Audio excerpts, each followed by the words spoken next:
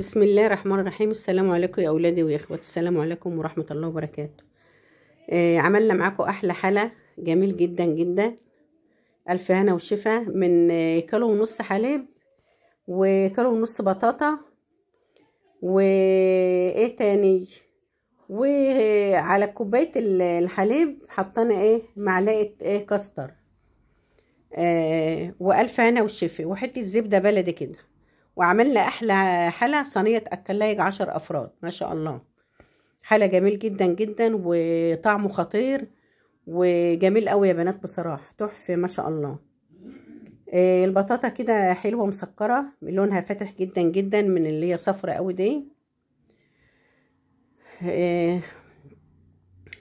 بنسلم على المتابعين كده على ما نقشر البطاطا، بنسلم عليكم كده جمعه مباركه ان شاء الله عليكم وعلى المسلمين اجمعين يا رب. وبنصلي على الرسول عليه افضل الصلاه والسلام، عليك يا رسول الله. وبنعمل لكم بقى حاله جميل جدا. تقوموا كده ما تكسلوش كده يا بنات وتقوموا تعملوه.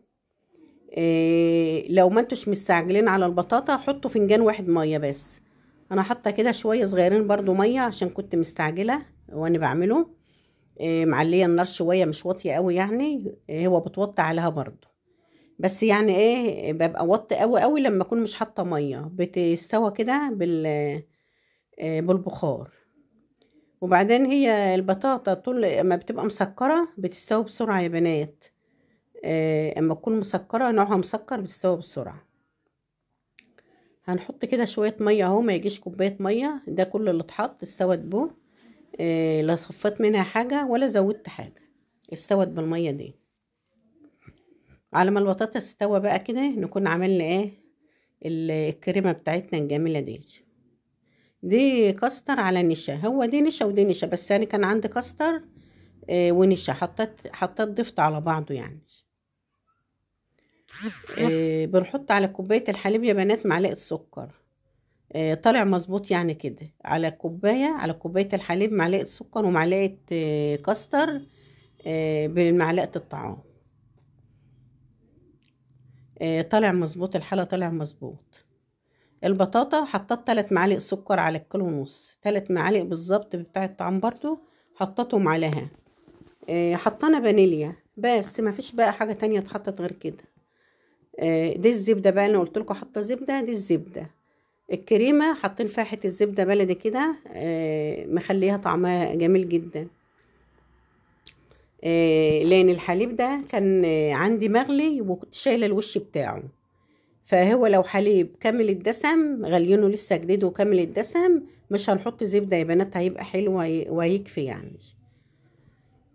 هنا حطينا ريحه فانيليا كده بعد ما الحلقه بدأ يعني يلم كده يستوي يعني. طبعا احنا بنحط النشا وبنستمر بالتقليب يا بنات، اللي هيعملها من اول مره ما بشيلش ايده، ما بنشيلش ايدينا من التقليب لغايه ما تستوي معانا، ولازم تغلى شويه وتستوي معانا حلو كده. بقى حطينا كده الطبقه الاولى. اعملوه بقى، قوموا كده ما تكسلوش وكلوه سخن، زمان قطعتها سخنه كده، وما تكسلوش يا بنات وقوموا اعملوه. قوموا اعملوا الحاله دي. البطاطا موجوده كتير الوقت في السوق. شويه حليب عندكم بتاع كيلو ونص حليب هتعملوا احلى صينيه ان شاء الله. وتسلم ايديكم وعينكم يا رب، والف هنا وشفا لكل اللي اكل منه. انا بشكر جدا جدا كل اللي بيدخل لي يا جماعه على القناه. بس اللي هنا برضو حطيت اهي معلقه زبده يا بنات اهي، احنا برضو عايزينه يعني يبقى يبقى حاله غنيه يعني كده، اللي ياكل قطعه كده يحس ان هو كل حاجه حلوه، مش يعني حاجه وخلاص، لا يبقى حاجه حلوه كده. حطيت على البطاطا دي 3 معالق سكر، وممكن تحطوا بدلهم 3 معالق عسل على حسب ما انتوا عايزين.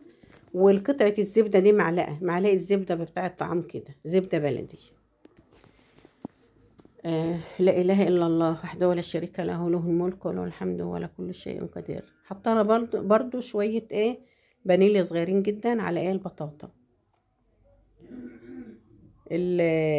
الحالة جميل كده، ما تكسلوش وتقوموا تعملوه يا بنات، هتعملوا حالة جميل جدا جدا.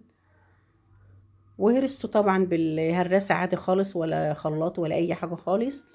ولا حطيت ميه ولا شلت ميه اكتر من هي يجي نص كوبايه بتاع الميه كده اللي انا حاطاه. شايفين جمالها وحلاوتها حلوه ازاي. بشكر جدا يا جماعه كل اللي تخلي وكل اللي بتخلي، وتحطوا لنا بس لايك وترفعوا لنا الفيديوهات بالتعليقات بتاعتكم وباللايكات يا جماعه، وشهروا لنا الفيديوهات يا جماعه. اللي يشوف الفيديو بعد اذنه، يعني بعد اذنكم شهروا لنا الفيديوهات. خلي القناه كده يعني انا قبل كده جالي ابلاغ على القناه الاولانيه يا جماعه، جت اعمل طيب اتقلب عليا براضي بصراحه. اتبلغ على قناتي واتبهدلت وقناتي راحت اتحذفت بعد تعب عليها 4 سنين.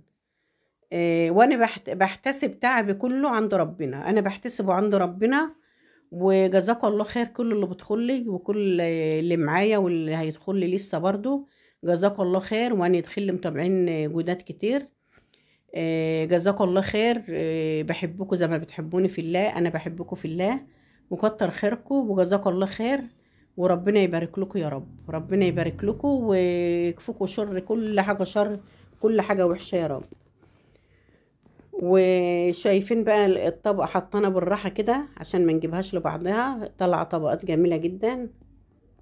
حطينا الطبقات بتاعتنا، يعني انا حاطه البطاطا والكريمه لسه سخنه، بس ايه يعني بعد ما صبتها يجي بنص ساعه يا بنات او تلت ساعه. ودي الطبقه بقى الاخرانيه اهي، برضو الكريمه حاطه فيها قطع الزبده زي ما عملت الاولانيه عملت التانية بالظبط. وبرضو على كاسة الحليب عشان ما تبقاش مسكره قوي يا بنات، معلقه السكر كفايه قوي على كاسة الحليب. عشان تطلع مظبوطة معلقة واحدة كاستر على كوباية الحليب بمعلقة الطعام كده. بقى انا عارفين هعمل ايه تاني، هحط معلقة زبدة من نفس الزبدة اللي انا حطاها على وشي وادخلها فين تحت الشواية واقف قبلها. يعني انا هوقف قبلها الدقيقتين اللي هتتحط تحت اهي الزبدة اللي بوريكم اللي انا حطاها على وشها منها. هقف قبلها تحت الشواية مش عشان ما تغيبش، هي دقيقتين 2 تحت الشواية بس بتاخد اللون الجميل ده. وبنسيبها، انا سبتها نص ساعة. ابني بصراحة بقى مستعجل، يلا يا تيتا عايز يا تيتا، انا قطعتها سخنة معاكم. يعني انا سبتها نص ساعة بالظبط كده، ما دخلتهاش التلاجة. هي انتوا ما تدخلوهاش التلاجة يا بنات خالص، وما تسيبوهاش تبرد، يعني كلوها وهي دافية كده زي ما انا عملتها كده. كانت تحفة بصراحة. عايزينها بقى متماسكة او وتطلع خرطة كده سليمة قوي قوي، خلوها ساعة ولا ساعة ونص. هي كانت سخنة حتى ما هجيبها لكم عند الكاميرا تلاقوها بتدخن اهي. شايفين الدخان طلع اهو يا بنات، كانت لسه سخنة بس طلع تحفة ما شاء الله. شهروا لنا بقى الفيديوهات يا جماعة وحطوا لنا لايك وجزاك الله خير. واللي عنده حد يشهر لنا الفيديوهات يا جماعة، اللي عنده حد قريبه اخوه ولاد عمه وبحبنا كده في الله يشهر لنا الفيديوهات بتاعتنا. والحالة طالع جميل جدا، اعملوه بقى ما تكسلوش كده وقوموا اعملوه. طبعا البطاطا موجودة في بيوتنا كلنا دلوقتي عشان هي كتير الوقت في السوق، وشوية حليب ونعمل احلى حالة ما شاء الله. الف هنا وشفا، هتعملوها تجربوها تلقوا تحفة ما شاء الله. بسم الله ما شاء الله جميل جدا جدا. يعني انا باكل كده ما كنتش عايزة ابطل اكل فيه من جماله وحلاوته. كده هشيل بقى لسوسة اللي عمال طالبها، يلا يا تيتا يلا يا تيتا. والف هنا وشفا، وبحبكم في الله. وحطوا لنا لايك يا جماعه، ما تنسوناش باللايك وتعليقاتكم جميله تعلقوا لنا. وحلى البطاطا طلعت تحفه جميل، اعملوه الف هنا وشفا. وايوه انا تحت امركم في اي حاجه. التوست الكامل القمحه الكامله عملته لكم ان شاء الله انزله لكم بكره. والسلام عليكم ورحمه الله وبركاته.